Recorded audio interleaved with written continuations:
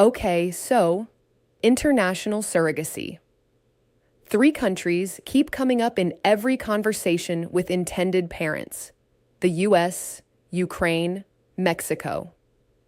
And honestly, most people start this journey with zero idea how different these 3 actually are. Which is wild, because there's no single international rulebook here.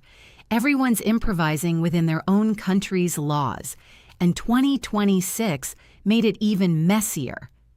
The Hague Parentage/Surrogacy Project got suspended indefinitely earlier this year, so even the attempt at a global standard is on pause. Right, let's just rip the Band-Aid off. Cost. Everyone's first question. Jordan, break it down for me. The U.S. is the expensive end, $100,000 to $200,000, sometimes more for the full journey. Surrogate compensation alone is $30,000 to $50,000. Agency fees $15,000 to $35,000. Legal fees another $10,000 to $15,000 per party.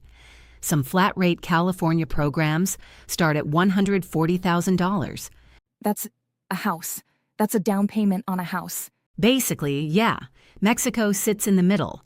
$56,000 to $79,900, usually covering one IVF cycle, matching, legal fees for a pre-birth order, and prenatal care. Just budget separately if the first IVF cycle doesn't take, plus your own travel. And Ukraine, I feel like everyone still thinks of Ukraine as the cheap option. It was, historically, $30,000 to $50,000. That range still holds in a lot of programs. Actually, this is a good example. Agencies like ADONIS, which run both U.S. and Ukraine-based programs, have started offering financing up to $35,000 through their U.S. hub. Okay, so cost is one axis. But I'd argue the legal side matters more, because a cheap program that leaves you in legal limbo is not actually cheap. Completely agree. And the U.S. is the messiest one here, ironically, because it's not one system. It's 50. The state where the baby is born decides everything. So it's less, is surrogacy legal in America, and more, is surrogacy legal in this specific zip code? Exactly that. In Tier 1 states, California, Nevada, Michigan, you get a pre-birth order. Both intended parents go straight on the birth certificate at delivery.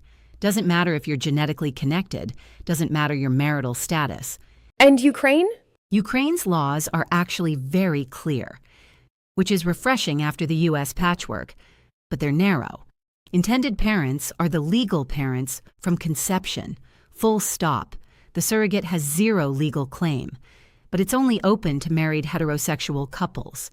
So if you're a same-sex couple or single, Ukraine's just off the table. Off the table, which is exactly why Mexico's been gaining ground so fast.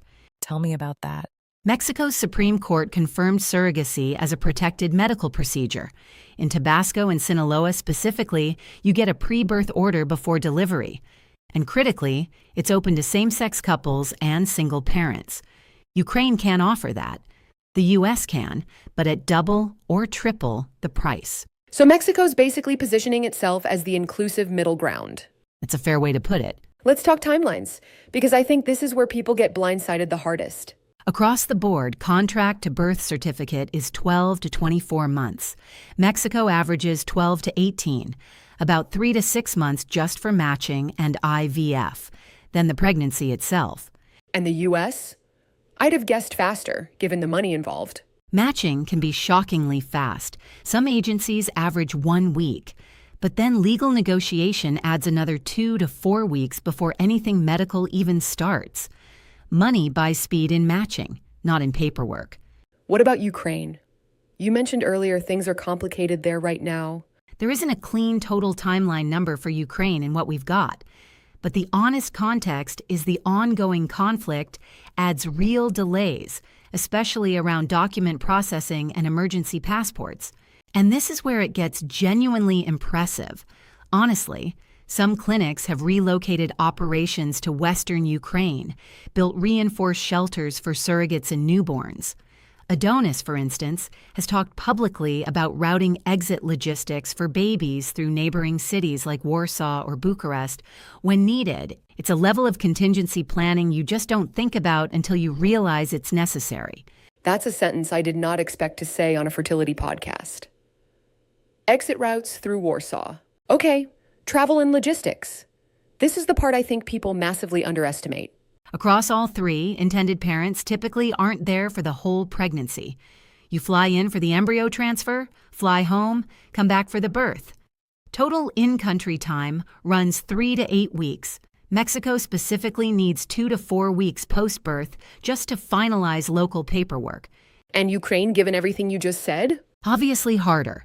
You're navigating active conflict zones and travel restrictions that can shift with little warning. It's not a deal breaker for everyone, but it's a real factor, not a footnote. What about someone living in, say, Louisiana, which I know bans compensated surrogacy outright? This is the detail people miss constantly. Where you live barely matters. Where the baby is born is what matters. So a lot of intended parents from restrictive states just coordinate the birth in a friendly state, California, Nevada, even though they live somewhere like Louisiana. After birth, you're usually looking at 4 to 6 weeks in-country to lock down the documents to bring the baby home.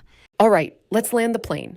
If someone's listening to this, trying to actually decide who fits where, U.S. is the gold standard for predictability. Highest budget, highest legal security, best medical infrastructure. If money's not the constraint, it's the safest bet on paper. Ukraine? Married heterosexual couples, tighter budget, higher tolerance for geopolitical risk. It's viable, genuinely viable, but only if you're working with an agency that has documented contingency protocols, not just good intentions. That's really the differentiator between agencies operating there right now. And Mexico closes us out. Mexico's the pick for same-sex couples and single parents who are locked out of Ukraine's framework but can't stretch to U.S. pricing. Legally mature system, more affordable, and honestly, the proximity to the U.S. makes the travel logistics so much easier than people expect. Last thing before we go, and I want to say this clearly, not as a throwaway line, this field moves fast. Laws change, pricing changes, eligibility rules change. Whatever we just said, double check it. Talk to a program coordinator, someone like ADONIS Fertility Solutions, who works across all 3 of these countries, tends to be able to map your specific situation instead of giving you the generic version, or a licensed reproductive attorney in the jurisdiction you're actually considering. Thanks for hanging out with us for this one. Hope it helped you figure out where to even start looking.